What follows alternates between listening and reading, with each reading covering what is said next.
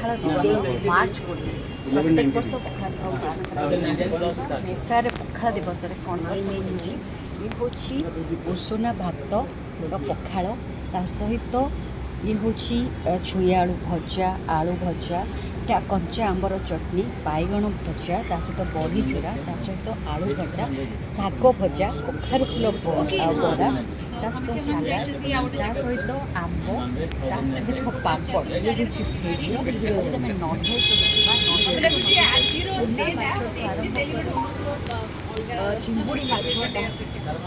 माछ ता सहित पखाल भात ता सहित विभिन्न प्रकार आइटम रही जहाँकि समस्त को बहुत पसंद है तो पान रही ओडिया पखाल समस्त प्रथम पसंद है कि पखाल दिवस तो सुंदर भाव आयोजन कर सब प्रकार आयोजन